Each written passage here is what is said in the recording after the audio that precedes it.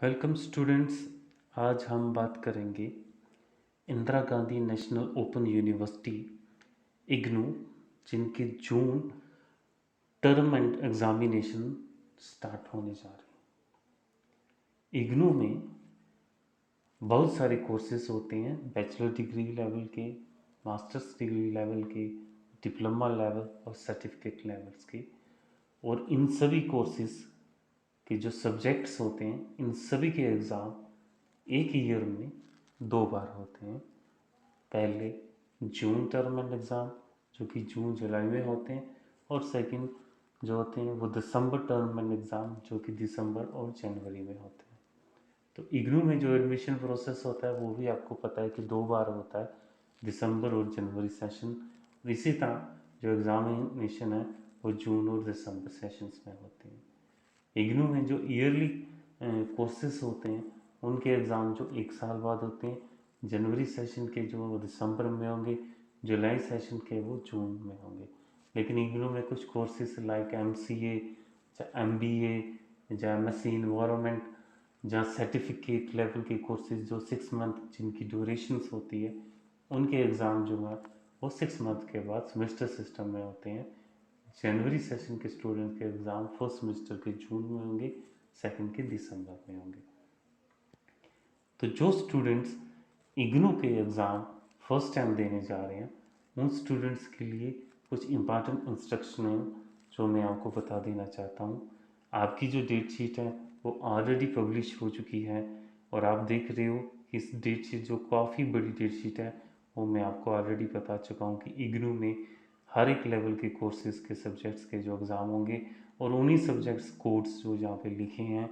अगर आपको अपने कोर्स के सब्जेक्ट का एग्ज़ाम यहाँ पे ढूंढने में डिफ़िकल्टी आ रही है, तो आपके लिए एक आसान तरीका है कि आप अपना हॉल टिकट जो है वो इग्नू वेबसाइट से डाउनलोड कर लीजिए।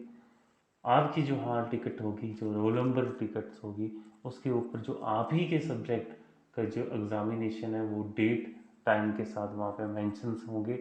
तो वो वहाँ से आपको एक किस्म की आपके ही कोर्स की डेट शीट्स आपकी ही हॉल टिकट पे प्रिंट आउट मिलेगी। इग्नू में जो एग्ज़ामिनेशंस होते हैं वो दो शिफ्ट्स में होते हैं। एक मॉर्निंग शिफ्ट्स होती है जो 10 से हम सुबह के 10 से दोपहर के 1 बजे तक होती है, और दूसरी जो इवनिंग शिफ्ट होती है वो दोपहर के 2 बजे से लेके शाम 5 बजे तक उसकी ड्यूरेशंस होती है। यानी कि हर एक शिफ्ट में एग्ज़ाम की जो ड्यूरेशन है 3 आवर्स है। लेकिन ये आपको अपने कोर्स पे देखना पड़ेगा, क्योंकि कुछ कोर्सेज़ की जो एग्ज़ाम ड्यूरेशन वो 2 आवर और कुछ कोर्सेज़ की 1 आवर होती है। तो ये आपको अपने क्वेश्चन पेपर या अपनी बुकलेट में देखना पड़ेगा कि जो एग्ज़ाम आप देने जा रहे हो उसकी क्या ड्यूरेशन है। इवन कि आपके क्वेश्चन पेपर्स के ऊपर भी वो एग्ज़ाम ड्यूरेशंस लिखी होती हैं कि 3 घंटे का पेपर है या 2 घंटे का पेपर है।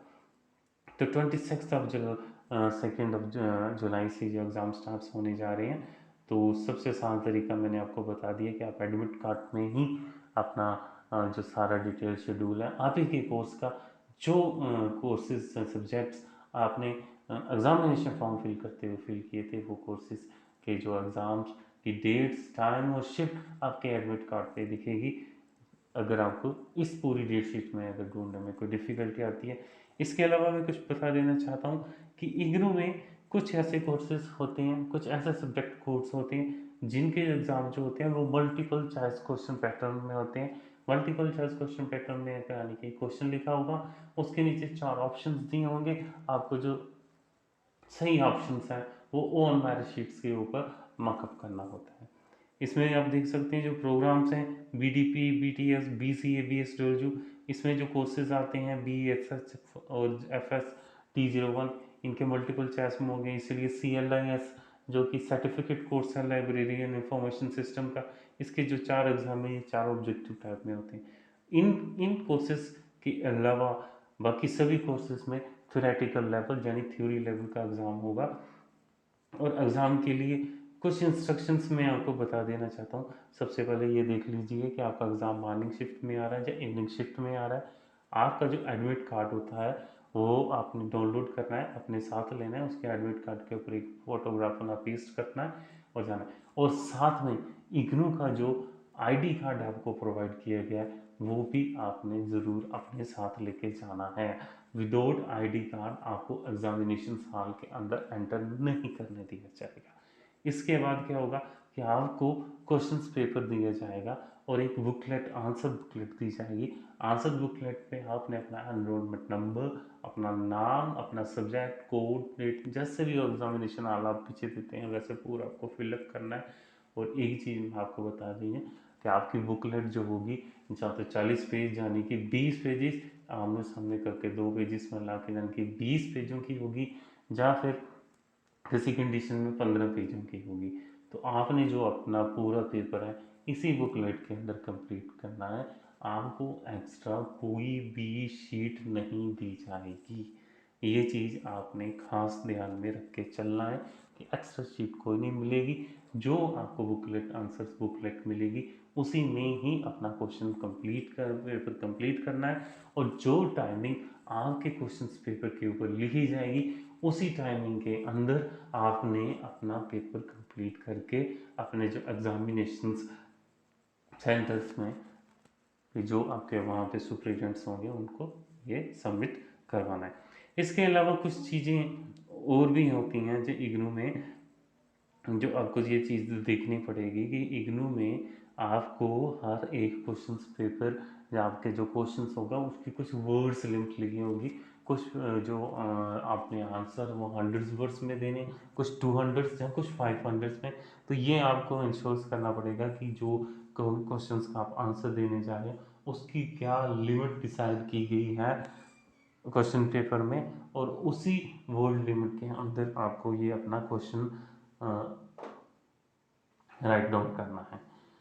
तो बाकी मैं अपनी सजेशन के अकॉर्डिंगली आपको बता देना चाहता हूँ कि इग्नू यूनिवर्सिटी में जो मार्किंग सिस्टम होता है वो इतना हार्ड मार्किंग सिस्टम नहीं होता कि आप सोचोगे। आपने अगर क्वेश्चन पेपर जो क्वेश्चन का पूरा आंसर ठीक से लिखा है तो आपको बहुत अच्छे मार्क्स मिलते हैं। ऐसा नहीं है कि कोई बहुत हार्ड मार्किंग होती है, बहुत एक सिंपल वे में मार्किंग होती है। आपको करना क्या है कि आपको अपने क्वेश्चन पेपर में से सभी क्वेश्चंस जो हैं वो अटेम्प्ट करके आने हैं। कोई भी क्वेश्चन पेपर आप क्वेश्चन जो है वो आपने छोड़ के नहीं आना। अगर आप पूरी आंसर शीट्स फिल करके आते हो, अपने आंसर पूरी बुकलेट के सभी पेजेस लिख आते हो और सभी क्वेश्चन अटेम्प्ट कर आते हो तो 99% जो है आप कभी भी इस एग्ज़ाम में फेल नहीं हो सकते। इग्नू का जो मार्किंग सिस्टम मैंने देखा है वो बहुत इजी सिस्टम है as compare to other universities marking system. ठीक है। तो बाकी अगर बाई चांस अगर आपका कोई एग्जामिनेशन में कोई पेपर रह जाता है तो आप नेक्स्ट 6 मंथ के बाद अगला जो टर्म एंड आएगा जैसे दिसंबर या जून उसमें से दोबारा वो अपना एग्ज़ाम दे सकते हो। बाकी जो इग्नू का जो रिज़ल्ट है वो 45 डेज़ के बाद वेबसाइट पे पब्लिश होना शुरू हो जाता है।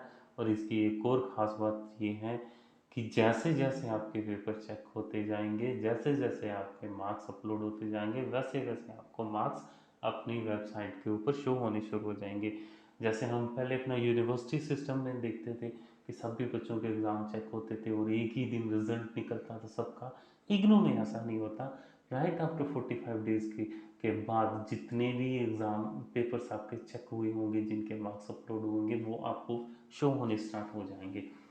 इसमें ऐसा हो सकता है कि 45 दिन के बाद आपके 2 पेपर चेक हुए होंगे, उनके एग्ज़ाम मार्क्स आपको शो होने शुरू हो जाएंगे। फिर जैसे जैसे आपका थर्ड चेक होगा, फोर्थ चेक होगा और जैसे सभी चेक हो जाएंगे और सभी में पास हो जाएंगे तो उसके आगे आपको एक कंप्लीट स्टेटस लिखा दिखाई देगा। उसका मतलब ये होगा कि आपका कोर्स कंप्लीट हो चुका है। तो इग्नू में जो होता है वो मार्कशीट जो होती है वो आपके घर तभी आती है जब आपका कोर्स कंप्लीट हो जाता है। जैसे हम यूनिवर्सिटी सिस्टम में देखते हैं कि आपने फर्स्ट सेमेस्टर के एग्ज़ाम दिए, जब फर्स्ट ईयर के एग्ज़ाम दिए उसका रिजल्ट आया तो आपकी मार्कशीट आ गई। इग्नू में ऐसा नहीं होता। इग्नू में जब कोर्स पूरा कंप्लीट होता है तो फिर ही मार्कशीट जो है वो आपके घर आती है। जब तक आपका कोर्स कंप्लीट नहीं होगा तब तक मार्कशीट आपके घर आती। ठीक है। तो ये इग्नू के एग्ज़ाम की कुछ आपको इंस्ट्रक्शन मैंने बता दी हैं कि एग्ज़ाम का अपनी फर्स्ट यही चीज़ इंश्योर करनी है कि टाइमिंग क्या है, एक शिफ्ट क्या है, कितने वर्ड लिमिट के अंदर लिखना है, आंसर्स बुकलेट के अंदर आपको पूरा कंप्लीट करना है पेपर, एक्स्ट्रा कुछ नहीं मिलने वाला, और सभी क्वेश्चन अटैम्प्ट करके आना है। मेरा इतना वादा है कि आप सभी क्वेश्चन अटैम्प्ट करके आएंगे तो आपके 80% से ज़्यादा ही मार्क्स आएंगे। Okay students, thank you.